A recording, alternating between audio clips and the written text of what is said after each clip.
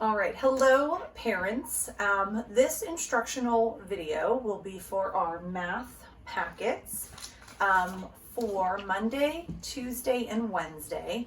So that will be April 27th, 28th, and 29th. All right, what we are going to be working on with your students this week, or with your children, I guess, our students, is adding and subtracting tens and ones. So I am going to kind of create just one video that you can come back to and reference as you're working. So looking in your packet, that is going to start on page 217, and that is going to run all the way until page 224. Now, you are going to see this concept of adding tens and ones presented in quite a few different ways. So I finally learned how to use iMovie this week and make different parts of a video and edit them together. So I think it's going to go a little smoother than usual. So we are going to move, as I always talk about, from the more concrete to the more abstract. So I am going to go over all of these ways to present this to your children, to have your children work on it. As always, the idea is that we give them a lot of ways to solve a problem. Ideally, we do want them doing this the normal way. I made a little winky there because that's what I always hear. Why can't they just learn this the normal way? Definitely, we want to get them there, but they have to have this background information and this background foundation to be able to get to the normal way. So the ways that we're going to do this will be a model. That will be the most concrete. Now, I always say in the room, we would be starting this with tens and ones blocks, so they're actually physically doing this. We don't have that option. So our model is just going to be drawn. We will do a hundreds chart. We'll work with a number bond. We'll do this in words. You notice right now the problem is written in a linear way. That means straight across. We will get to the up and down way, which is normal. We're just not ready for that yet. We're going to look at this on a number line, and then finally they will do this the normal way. So I am going to start right now with the model option, and then I'll go over all of these other ways. All right, so looking at this as a model, 23 plus 35. We really need to look at that in terms of what does each number really mean. And when we look at a number, we are looking at all the digits. So that's something that we really try to stress in the room. 23 is a number, 2 and 3 are digits that make up that number. So when we look at 23, it really has a value of 2 tens, 3 ones. And when we look at 35, it has a value of 3 tens and 5 ones. So when we model this, we really want to pull that number apart and show those different parts. So I'm going to start with modeling 23. So for 23, I am going to model 2 tens and 3 ones. And you can have them set this up next to each other or up and down, whichever way you prefer. Today, I'm going to do it up and down because that will then lead into us adding with the words. So I'm going to model 35.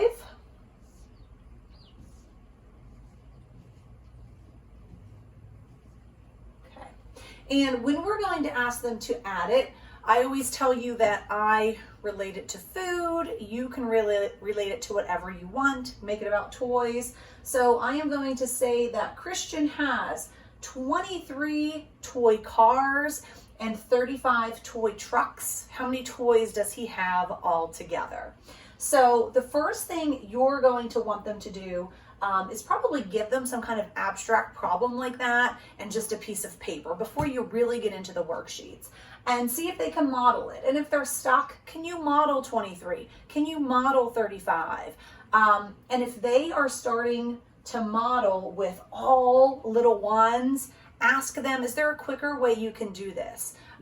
Because if they're using all ones, like if they're trying to draw 23 circles, that shows me they don't have a good place value foundation, because they're not understanding that the value of that 2 is really 2 tens. So we want to get them to the point where they can make this model. And then we're going to ask them, all right, now can you count the total? Can you add it together?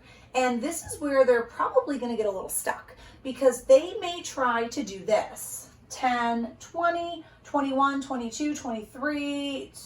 And it's really hard for them to add this whole model and then go on to adding the tens here. So some guiding questions you might ask, and this might be where you have them get a certain color crayon. I will do it with 2 different colored markers. You might ask them, can you add just the ones first, or could you add just the tens first? Now, ideally, we want them adding the ones first, because looking ahead to 2nd grade, when they get into regrouping those tens, the ones, they're always going to have to start with ones first. When we're doing math, we always add the lower value first. And let me just show you that over here, what I'm talking about. 23 plus 35. When they get to the normal way, we don't want them adding this column first. We always want them starting with the ones. So I would ask them something like, and you may have to do this for them, get one color and say, I notice these are all ones. I notice these are all tens. Could you try counting all of the ones first? That might help them. So then they're going to count 1, 2, 3, 4, 5, 6, 7, 8. So our new number, we know, is going to have 8. Oh, I wrote tens. 8 ones. Okay, next, can you count the tens? 1, 2, 3, 4, 5. Our number is going to have 5 tens. Now, something that you kind of have to look out for as a teacher, that we see this. Tens are tricky, because here we were counting how many tens. We also count value. The value of this is 10, 20, 30, 40, 50. We're not really there yet. If they do that, they may try to write 50 tens, which is not correct. So if you see them going 10, 20, don't tell them they're wrong. Just tell them, hey, you're counting value. Can you count how many? How many sticks are there? So maybe ask them a question like that. So we want them to get to this answer, that there are 5 tens, 8 ones. Well, then they should be able to look at that and say, oh, well, 5 tens, 8 ones is 58. And that is our total. So you can have them then write equals 58. And I'm sorry, things are kind of crammed on here. Usually I have my big board, but I'm working in my dining room right now, so this is what we have. All right, so that is the model way to show it, where you are physically having them draw the tens and ones to get the answer. All right, this is how we are going to use words to find the answer for 23 plus 35. Now, I just left this up here from our model step because you're going to need it. And what first graders really may struggle with this is lining this up. Now, in your packet, there are several problems that present it this way, and they are already lined up for them. So we're going to line this up, tens on the left, ones on the right. And then we have turned this into a very just simple adding problem, and really just adding basic facts. So when we do it this way, we are again going to stress start with the ones. So start with the ones. And they're adding 3 plus 5. Now, something that I find helpful in the room is First graders sometimes see a lot going on and get distracted. So if we want them to just focus on the ones, cover up the tens. And I just tell them, ignore the tens for now. We're focusing on the ones. Now, I'm not going to do that for you, but if you're having them do that, leave it covered the whole time that they're working with the ones. So show them, and you can relate back to that model that you already did. We're really just adding 3 and 5 now. And in my room, we do that as a punch and count. They can use their fingers. They may just know that fact, but you might have to make that connection for them. Hey, do you know 3 plus 5? Or do you know 5 plus 3? Because we can reverse those numbers. And then they may just know it. Sometimes they don't make that connection. Like, they know 3 plus 5, but when it's in the context of adding ones, they kind of forget that. So sometimes you have to bring that connection back for them. If they don't just know it, have them count on their fingers, have them add it, however they need to do it. I'm going to punch and count because that's how we do it in my room. So I'm going to punch 5, and then I'm going to count 3 more. So I'm going to go 5, 6, 7, 8. All right, well, my answer is going to have 8 ones. Now move on to the tens. And again, stress. Now we're done with the ones. We're going to focus on the tens. So you might want to cover that up for them. We have 2 tens and 3 tens that we are adding. Well, really, that's just a simple addition problem. 2 plus 3. So 2, 3, 4, 5. 5 tens. And then we have our answer. Our answer is 5 tens, 8 ones, which is, they should know this, 58.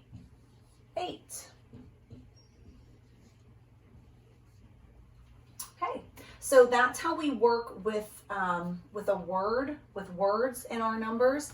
And again, this is so much quicker, right, than drawing the model. And that's something I like to point out to them. Like, hey, if you can get to this point, it's quicker. And what we want them to realize is that eventually when we get to our normal way or our old way, it is the quickest way to do it. But we have to build this foundation first. So we just made 58. All right, the next strategy that we're going to work on is moving a little bit more to the abstract. This is our number bond model. So number bonds are something that we have done so much in first grade. And I have a kindergartner at home. Kindergarten does so much with number bonds. So your kids should be familiar with this. So what we're going to do is we are going to take our 2 add-ins, 23 and 35. And we are going to really pull those numbers apart and look at the meaning of each digit. Now, when I look at 23, there's a 2 in the tens place. How much is 2 tens? 20. So that is the first part of our number bond. And then I tell them there's a 3 in the ones place. What's the value of that? And I always like to say this is the easy one because 3 ones just has a value of 3. Okay, same with 35. Our 3 tens has a value of 30, and our 5 ones simply has a value of 5. So what we've done so far at this point is take each of our add-ins and pull them apart into their values. What is the value of each of those digits? Now, what we're going to do is now set up a problem where we are adding up and down. And this is going to look very similar to the normal way, except for it has one extra step. So next, what you're going to have to do is tell them we want to pull our tens out first. So here we have 20 and 30. So I'm going to line those up. 20 plus 30. And we also have our ones, which is 3 and 5. And so this is where I'm saying it's an extra step because really this is the way that we add in a normal way. The only thing that we omit when we get to it is this placeholder 0 and the plus sign. But again, this is just one extra step for them. Now we're going to go back to what I talked about in the last strategy, which is focusing just on the ones. So we're going to look at the 3 plus 5. And again, now all it is a simple fact. And they can use any of those strategies to find it. So 3 plus 5 is 8. we're done. That was pretty quick, right? And here we're adding 20 plus 30. Now, this is where if we back up to last week and the week before, when they were doing mental math to add quickly, they should know that 20 plus 30 is 50. They may not. They may need a number chart at this point. And if they do need a number chart, I'm not going to put one up here right now, but you would just have them start at 20 and have them jump 3 jumps down to go 10, 20, 30. And on that hundreds chart, they would then be landing at 50. So this column has a total value of 50. And we're going to put our plus sign in there. And now we have created an expanded form version of our answer, 50 plus 8, which is 58. Okay, so that is our number bond model. All right, this is going to be our hundreds chart strategy. You would need a hundreds chart for that. My suggestion was to get a hundreds chart printed, which it came in, I think, last week's packet. You can put that in one of those clear page protectors and then just have your kids write with Expo markers or dry erase markers. Then that way they can just erase with a paper towel. That's what I do in the room. It's like a cost saving issue because you don't have to keep printing it. If you want to print it though and have them use crayon, that's fine too. So in our hundreds chart model, we are going to use what we worked on last week and the week before with our hundreds chart knowledge to add these numbers. So we're still adding 23 plus 35. We're going to pick 23 as our start. Now, it's actually easier if we pick 35 as our start because it's the bigger number. It's always easier to start adding with the bigger add end. I just did it this way because 23 is first. So you could show it to them the opposite way. It's quicker, doesn't matter. So on the chart, I am highlighting my 23 and I'm gonna need to break my 35 into its 2 parts, its expanded form, 30 and 5. Now, what a lot of kids are gonna do, and I guarantee most of them, even in our classrooms would do this, we're gonna say, okay, start at 23, add 35, and they are going to go 1, 2, 3, 4, 5, 6, 7, 8, and want to count 35 more. Totally works. That's what I always tell them, that totally works. But when you're counting that big of a number, there's a lot of room to make a mistake. And it's really hard to go back and check it. Sometimes when they do it, I like to go, it's going to take you forever. You're going to fall asleep by the time you get done. What can you do? And this is where we're asking them to pull on that knowledge of place value. What can you do? Well, hey, 30, that is a really easy jump, right? Let me get my green crayon. If I'm going to jump 30, that's just simply 3 jumps down, right? So I'm going to go 10, 20, 30. So now I am at 53. So I'm done with this part. Now I need to jump 5 more. But this jump, if you remember, we talked about a jump up and down as a jump of 10. This time we only want to jump 5. So they needed some guidance here. Which way are you going to go? We're going to go 5 this way. So we're going to start here and we're going to jump 1, 2, 3, 4, 5. And we land at 58. Now this concept, I will say, works for a lot of kids. A lot of kids get super fast at this way, and this becomes their preferred method. When we test, I always give them the option of using this if that's the way that they like. For some kids, this way is very tough because it's a lot of thinking about which way do I need to jump. The whole point with our math is to give them many strategies and let them pick what works. So if you do this with your child and like you do 3 examples and oh my gosh, they're super confused, don't make them keep doing it. You showed it to them. It was just another way. If you did this with your child and wham, bam, they love it, keep doing it this way for a while. Find what works for your child. All right, that was the hundreds chart way to find our sum. All right, our next strategy is our number line strategy. And I am going to bet most of you do not have a 0 to 120 number line at your house. I know I don't. I do have one in the room, but quite honestly, in the room, it is so high up, it's honestly hard for the kids to work with. But kids can always make their own number line.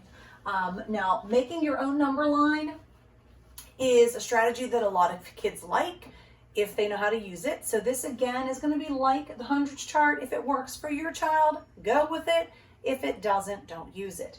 And really, this working with the hundreds chart is the same thing as a number line, because if I took each of these lines off and connected them, it would make a big number line. Hint, hint, you could do that at home. You could cut out each individual row, line them up on a big piece of construction paper, and bam, you do have that 0 to 120 number line. But today I'm going to show you how to do this with their own number line. And we call this an open number line in that there's no number set there. So it's them creating it. So when we look at this, I'm again going to start at 23 just because it's the first add end. It's actually easier to start at 35. And so if you want to, you could always reverse those numbers. That's our math property where you can flip add-ends and they still have the same sum. Kids should know that. They should know that from September. So again, I'm going to take that 35 and break it into its expanded form. And this is where our counting by tens is coming into play. Because what we want to know is 30 is 3 tens. So this is what I'm going to show them. I'm going to go 33 and I'm going to need to jump 3 tens. Okay, so each of these hops is going to have a value of 10. Now, my number line is not going to be to scale, meaning this isn't actually a jump of 10 size-wise. That's okay. But this is where they need to know how to count. So they're going to go 23, 33, 43, 53. And at this point, buddy, I would be breaking this back out and showing them that's exactly what you did here. Here, it was a down jump. This time, we're just going sideways. So we took care of 30. Now we need to jump 5 more. So we are going to jump 1, 2, 3, 4, 5. Do you notice those were teeny tiny jumps? Because each of these jumps is worth 1, so a total of 5. So I'm going to go 53. Now this time I would not write the numbers because they're going to get too squished. So we're going to go 53, 54, 55, 56, 57, 58. My landing place is 58. And hey, look, that's exactly what we did on this part of our hundreds chart. So this time it's like we just took that hundreds chart and made it into a linear line and added this way. Guess what? We still got 58.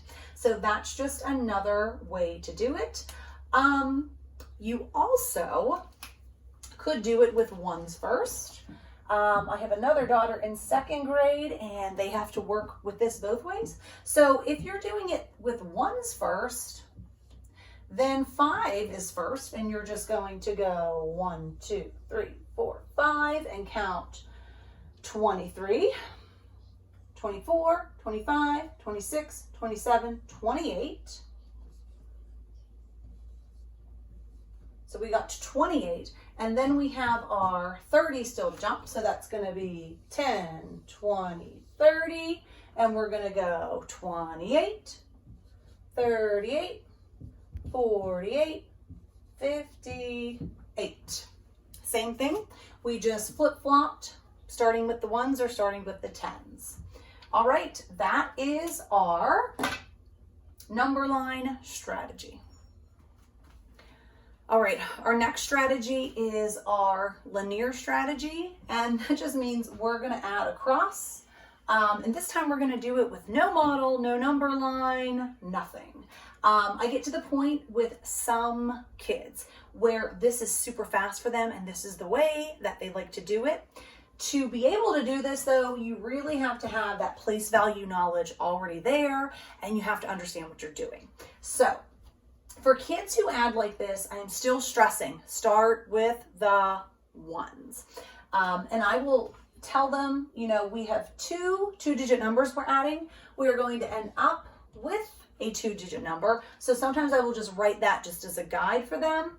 And what they really need to do here, this also could benefit from color coding, is we are adding the ones first. So I just underline that digit for them, just a little strategy that helps. So 3 ones plus 5 ones, and you'll notice this is just what we did when we did the words. We're just not using the words this time. So 3 plus 5 is 8, and this is where kids who really know their facts, this is a quick way for them. Next, we need to add our tens. 2 tens plus 3 tens, or just the simple fact 2 plus 3 is going to give us 5. Bam, there's our answer. And this is what I'm saying. Everything that we've done so far has been pretty time consuming. We want them to get to this point where, oh, I can do that in my head. Now, these of course have no regrouping. We would know that as carrying the 10 over. These problems don't have that yet. So these are great mental math problems if they can do it. But again, you're going to see that a lot of your children will just be able to do it this way. And my goodness, if they have those concepts, they probably don't need all this stuff. So if they're ready for this, let them do it this way. And then I'm going to move down to, we did the linear. Oh, sigh of relief, our normal way to do this. And that would be setting up our problem on top of each other. Now you are going to have some examples in here where they're adding like that, I think. Oh, maybe we actually don't in this one have that. That's okay. You can just show them this at the end. So kids a lot of times have a difficulty setting this up. Like they may set it up like this. They can't get the right answer this way. So something that works well is graph paper. If you have it, you know, like the paper with the squares already. If not, just make them a table like this where they can put their digits in. And then just make sure that they copy the problem correctly. Some kids will transpose that and instead write 32 plus 53. You just have to make sure they're not doing that. If they do, just ask them, does the number you wrote match the number that was there originally? They can fix that up. And then in this problem, we are just adding the way that we normally add. So again, starting with ones, you can cover up those tens. And then here we're just simply adding 3 plus 5, and it's a simple fact, is 8, and 2 plus 3 is 5, 58. Now, it's often very tempting to just jump to this and show them how to do it, and guess what? A lot of them would learn it. But if they don't learn that this is really a 2-digit number that's worth 20 plus 3, when they get to that regrouping next year in 2nd grade, it's going to be a struggle. When they get to 3rd grade and they're adding into the 100,000s, struggle. They have to build the concept of the place value first. So please don't just rush through and just say, here, do this, because yeah, they can just do that. But if they don't have that background foundation built up, it's going to be a struggle later on. All right, happy teaching. Thank you guys for everything you're doing at home. I just finished up work with my kids and then jumped into this, so I know it's a lot. Working from home is not fun. Working with your own children is often not fun, but thank you for doing it, and reach out to your teachers if you have any questions. Have a good week.